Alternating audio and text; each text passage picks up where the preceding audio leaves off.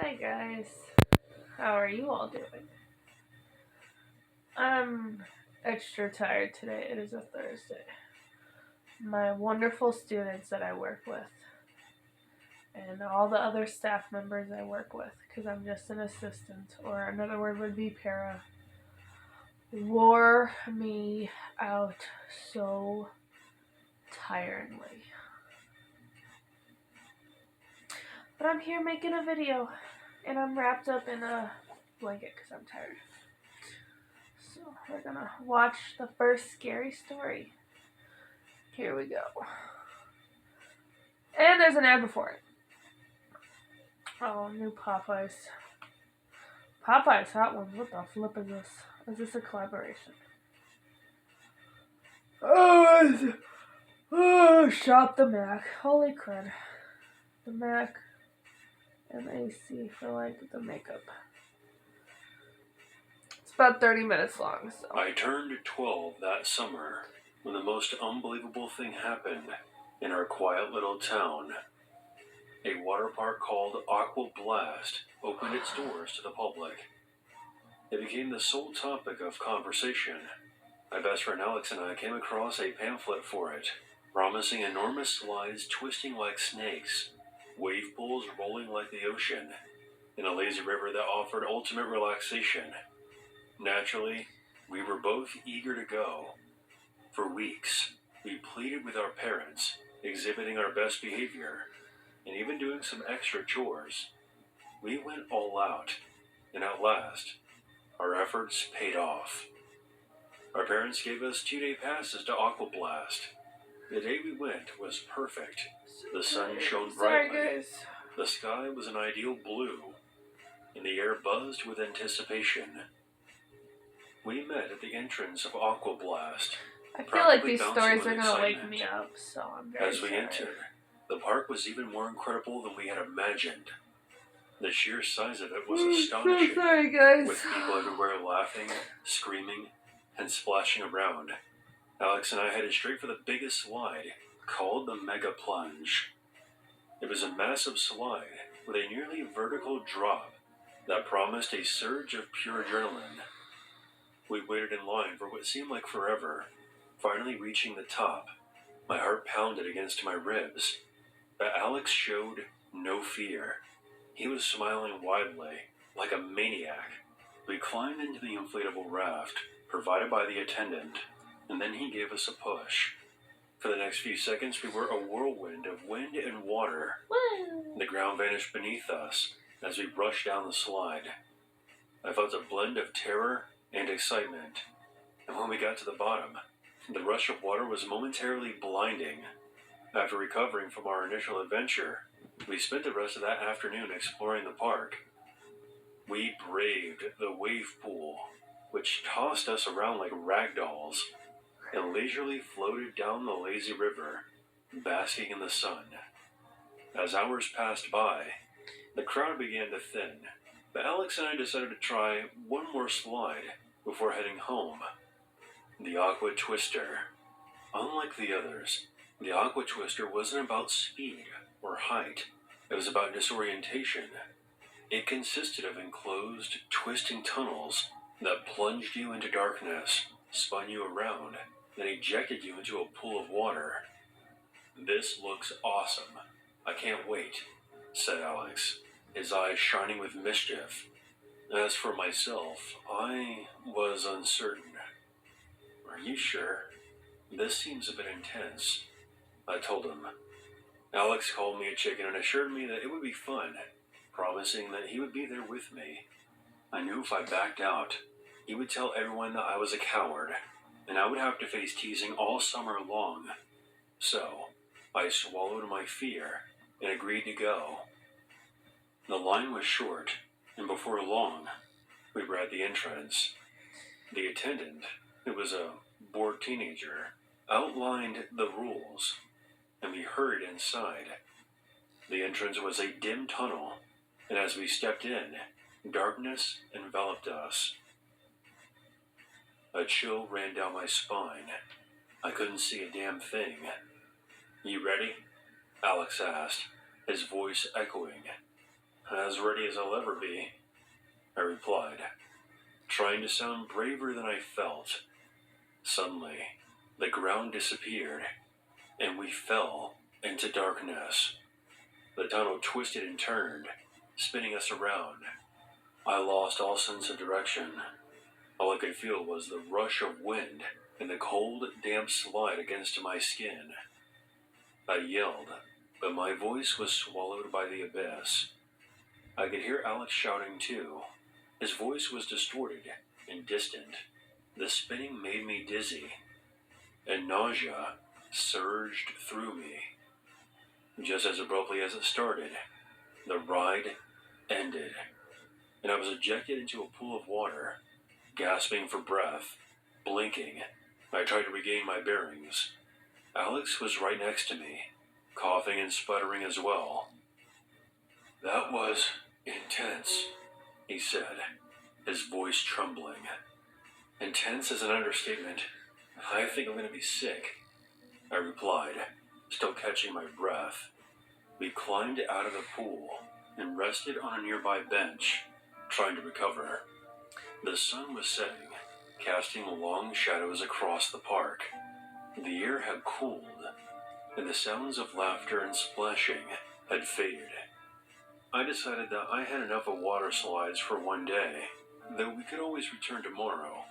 Alex nodded in agreement as we headed toward the exit, our excitement having been replaced by exhaustion and unease. Passing the aqua twister, I couldn't resist glancing back. Its dark, foreboding entrance seemed to stare at me.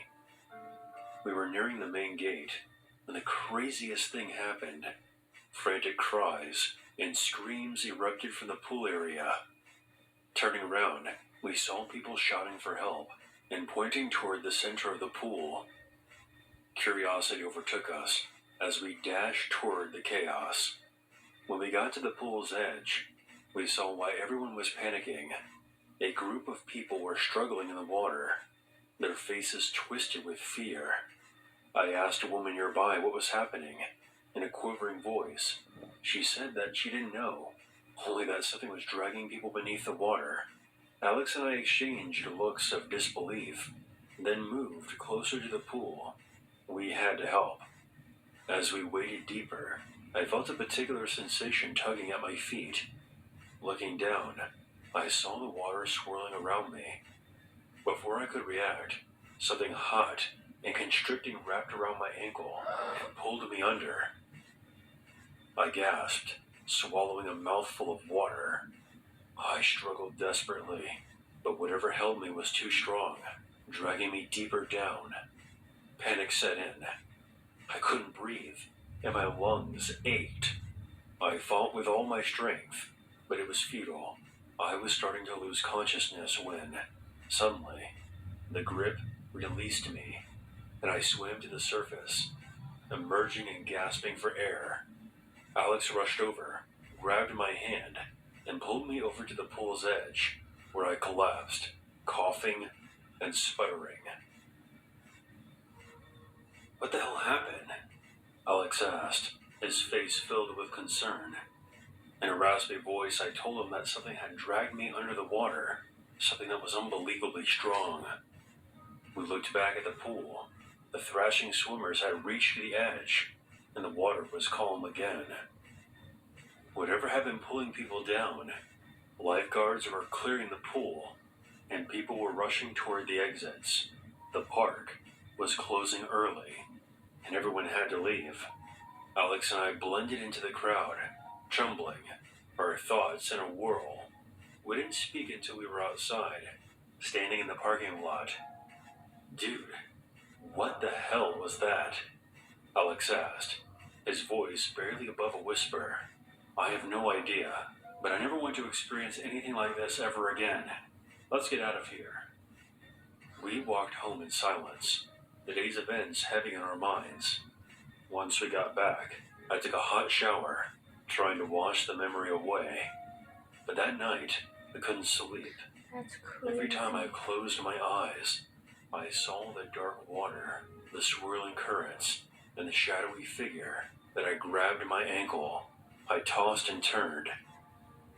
The next day, local news was filled with reports about the incident at Aqua Blast. Witnesses described seeing a bizarre whirlpool and claimed that something was dragging people under. Park officials dismissed the reports, blaming the overcrowding and panic, but Alex and I knew better. We knew that something unusual and terrifying had happened at Aqua Blast, and we vowed to never return. A few weeks later, Aqua Blast was closed indefinitely. The official reason was never clear, but I knew the truth. To this day, I still feel chills when I think back on it. It was a frightening experience that I'll never forget. Yikes. And it taught me a valuable lesson. Sometimes the things that can seem the most fun can also be the most dangerous. Yikes, yikes, yikes. Has anyone had any issues at any water parks? Let me know. That's kind of scary though. If people actually saw that, like I would probably be terrified. It was a dreary Monday Story morning number when this all 2. began. Sorry. I entered the office that day, ready to tackle another long work shift. I was just an ordinary guy, interning at a small tech company. The office was a mixture of open areas, cubicles, and a single brick room stocked with a coffee maker and vending machines. That sounds like The Office. And I got along with most of them, except for one guy named Carl. Carl was in his late 30s and 4 years older than me. He always made me uneasy. His hair was perpetually disheveled, and he sported a scruffy beard. It was a very old sound naming. Shirts, Sorry. old jeans, and black boots every day. Carl! He was highly skilled at coding, but his social skills were hurting people. lacking. He often made nonsensical or confusing the llamas. comments. Sorry. During lunch, Carl usually sat in the break room Carl. while I tried to keep my distance. Carl, But he always found that a way to hurts insert people. himself into my conversations. That day, as I ate lunch at my desk, Carl leaned over, his eyes wide with enthusiasm. I'm so tired. Jane, did you know that the human soul departs the body for 7 minutes after death? I feel like I'm I floating chuckled head now. nervously, unsure how to respond. No, I wasn't aware of that, I said, hoping that he would change the subject. Instead, he launched into an elaborate tale about communicating with the dead, or spirits, whatever.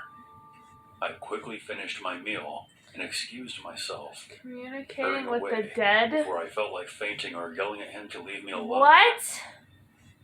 Over the next few days, Carl's odd behavior grew stranger. He was often seen whispering to himself, or staring blankly at his laptop, fingers poised above the keys. Other co-workers, including the boss, began avoiding him, leaving me feeling guilty for being the only one left, still willing to engage with him. One Friday... Oh my gosh, that's crazy. But do you guys know what I'm talking about? The llamas. One of the llamas named Carl. No, but seriously though, what the hell? You have a crazy water park. By the way, if you guys have any weird, crazy stories about water parks, if you want to share, if you don't, it's okay.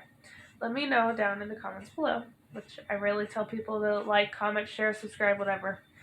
If you have had any weird experiences at a water park, let me know. Or if any of you guys work at a real business office place, or it could be a tech office or whatever. Let me know if there's anything also weird or creepy you think about your coworkers. I won't judge, I promise. We listen and we don't judge. We've been doing that for years before the saying became a saying here. Ever since I started this YouTube channel, I've always said we listen and we do not judge. Alright, let's continue. Sorry, I don't need to shut up. ...or issue, and stammered that I had to get back to work, hoping that would be the end of the conversation. As I turned back to my tasks, I heard Carl's heavy breathing before he walked away. A chill ran down my spine. So Monday tired. arrived, Sorry, guys. and things took a darker turn. I got to the office early to get a head start on some paperwork. I thought I was by myself, except for maybe my boss. Then I heard a strange noise coming from the break room. It sounded like muffled voices talking. Curiosity got the best of me, and I decided to investigate. As I crept down the quiet aisle toward the break room, that familiar dread returned. As I closed in, the voices grew louder and louder. I could distinguish one as Carl's deep tone, while the other was soft and eerie, very unnatural sounding. I was wondering what Carl was up to, and who he might have been talking to. Peering through the break room's glass door, I saw him standing alone in the corner, arms raised, murmuring quietly. I pushed open the door and asked, "Carl, are you all right?" He spun around, and his wide, frantic eyes gave him an almost otherworldly appearance. I'm trying to reach them. They're trying to communicate with me. Reach who? "Who's trying to communicate with you?" I asked, backing toward the door. He ignored me, resuming his bizarre chanting. Caught between curiosity and a rising dread, I told Carl that he had to stop right now. Suddenly, the lights flickered, and the air turned cold. Fear washed over me as Carl's chanting grew frantic. Then a loud crash echoed from down the hall, making me nearly leap out of my skin. "What was that?" I said, my heart racing. Carl turned to me. They're angry. We need to listen. I wanted to flee, but my feet felt like they were glued to the ground, holding me in place. A minute later, I snapped out of it and bolted out of the break room. Grabbing my phone from my desk, I called the police. Glancing back at the break room window, I saw that Carl had vanished, and the office became eerily silent. The cops came and swept the building, but Carl was nowhere to be seen. I spent the rest of that day on edge, glancing over my shoulder. As my other coworkers arrived, I asked one of them from marketing named Sarah, "Hey, have you seen Carl today?" "No, but he's been acting so strange lately. He left early on Friday looking pale and shaky, and I just dismissed it as his quirky personality." Something felt off to me. I couldn't shake this sense that he was in danger, or worse. It was a few days later when the situation escalated. Carl was still absent, and I couldn't stop thinking about what I saw in the break room. It was that Friday, after hours, that I returned to the office to investigate. Something was telling me that I had to be there. As I stepped inside, the lights flickered ominously. "Carl, are you here?" My voice echoed in the empty space, sending chills through my body. Heading toward the break room, my dread intensified. Suddenly I heard a clear whisper. Help us. It was faint, and it sounded like it was coming from the supply closet. My heart raced as I approached cautiously, my hands shaking. "Is someone there?" The door creaked open, and the lights flickered erratically. A stack of cardboard boxes tumbled, revealing Carl, sitting in a corner, looking terrified. They're trapped. I can help them. He murmured, not acknowledging my presence. I grabbed his arm. "Carl, we need to get the hell out of here."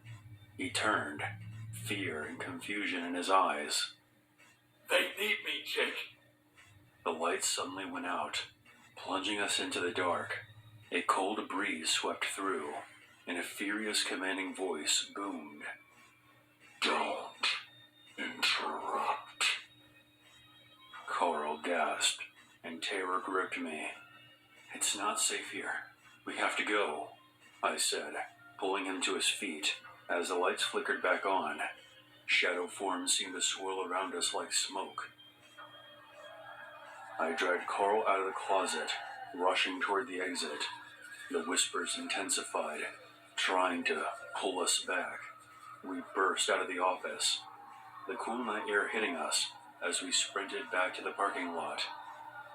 Pausing to catch my breath, I glanced back. The office lights flickered one last time before going dark. That's crazy! What just happened? I have no idea, but we need to report this to someone. Driving home that night, I couldn't shake the feeling that these strange events were far from over. I was worried about Carl and the bizarre forces he believed in. That night taught me a very valuable lesson. Curiosity can lead to frightening places, but even so, I had a moral obligation to help Carl. I didn't want to leave him there in a state of delirium, where he would have to face these unknown horrors alone. No matter how bizarre or terrifying the situation was, I stood by my principles, and I'll do so in the future, regardless of whatever may be lurking in the shadows. So, does any one of you actually believe in ghosts? There was a story on your channel some time ago. Hold on. Let's go ahead and pause. Do any of you actually believe in a ghost? Just want to know. That's a bit off. I don't like that. That seems a bit off. You know what's a bit off? Me. 'Cause I'm just all over the place. I'm staring down all over the place today.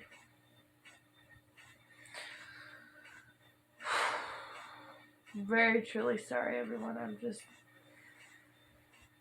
don't know what's wrong with me. I don't know. I should have just taken a break or posted a random video just saying I'm sorry I can't do today, but you know what? No.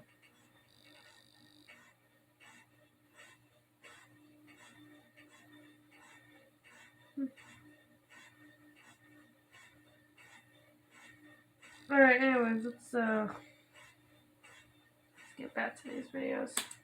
Sorry, guys. About a young lady 8 who minutes was on left. vacation at a Disney resort in South Carolina, where she encountered a disturbing individual wearing a vintage Mickey Mouse mask. I want to make something perfectly clear.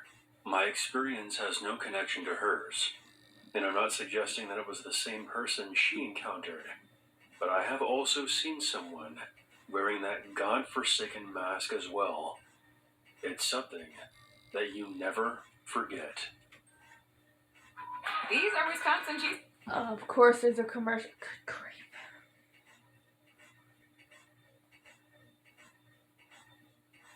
There was a commercial every time a new story started or after. I feel like every time I paused. Good grief. Oh, so according to this, Culvers have cheesy bites. If anyone is interested. Rumor has it that Disney discontinued that mask because it was just too terrifying for children. The fact that it was ever considered appealing to begin with remains a mystery to me. But enough pretext. Let's get into the story. I still remember this like it was yesterday, even though it happened all the way back in 2004, the year I began first grade. The first day of school always brings some excitement. 2004. Question of the day. What were you guys doing in 2004? Were you guys alive? Were you guys not born yet? Because I can definitely tell you this right now. I was only 1 year old in 2004. And all my other fellow people who were 1 year old that year, congratulations. Happy birthday to y'all. We are all 22 years old and trying to get through life.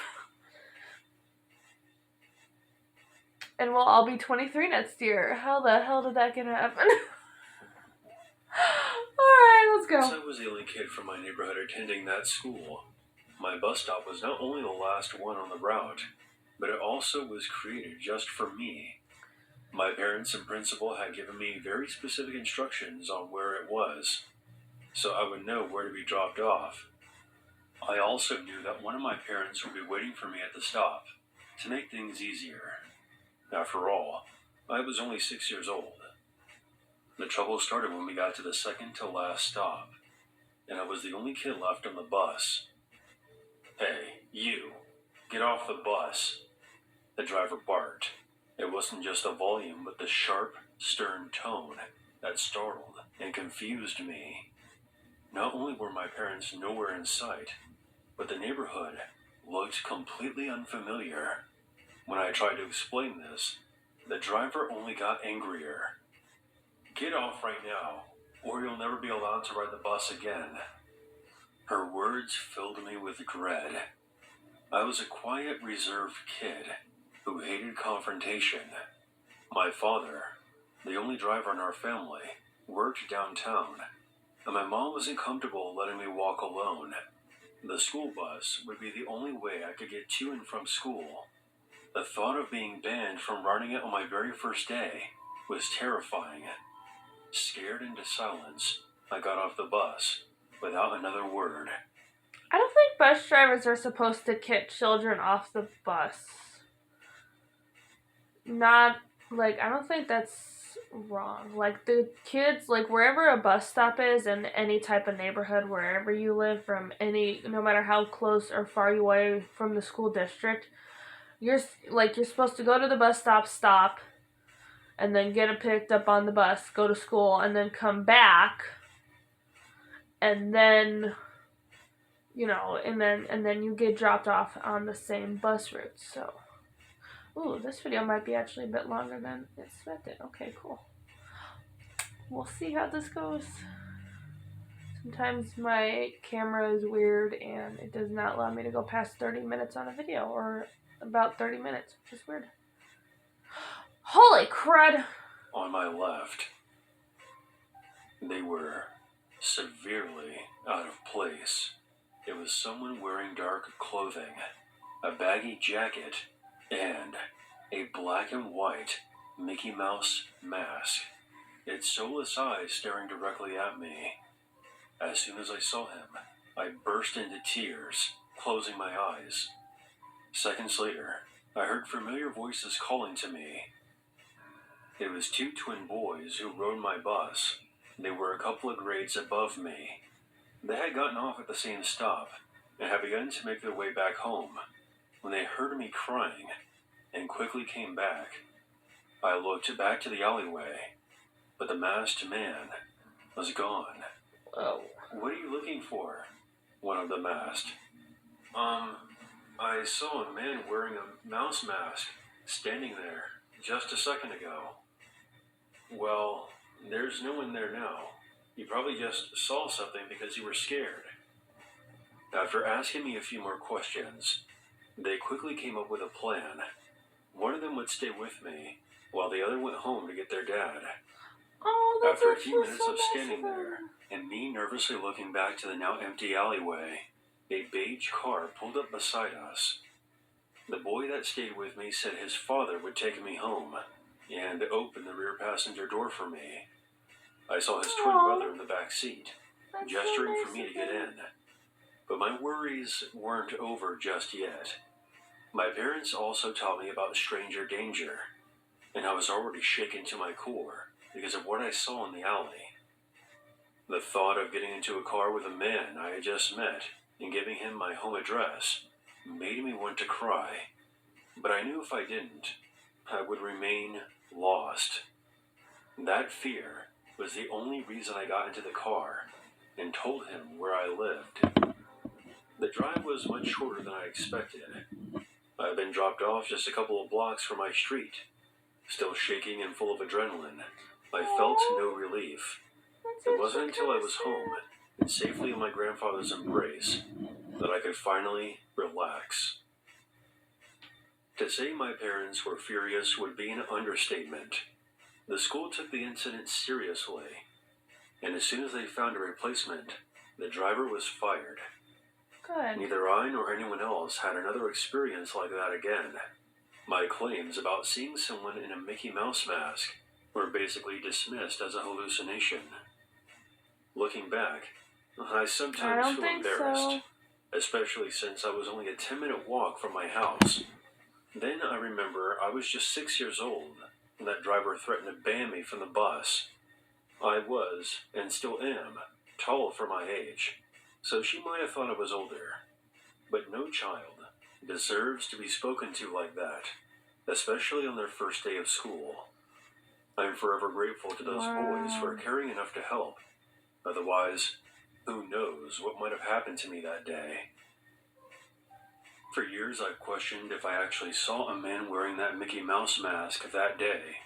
I suppose it's possible that it could have been my imagination, but I think it's more likely that it was someone trying to break into one of those houses. But to a lost, frightened little girl, it might as well have been the devil himself standing there. Wow. Well, I'm fully awake. Holy crud. Anyways, that was that video. And yeah, I will, yikes, holy crud. I think I'll be up a little bit tonight. Alright, anyways, I'll see everyone maybe over the weekend, because my monthly meeting got canceled for this Sunday, so you guys might see me posting me going to the haunted house, so yeah. Alright, anyways, bye guys, have a wonderful Thursday night, October 2nd, bye. I'm gonna actually get some sleep after this. I think I'm just gonna like post the video, probably not do any editing, and just go straight to the video. Okay, bye guys.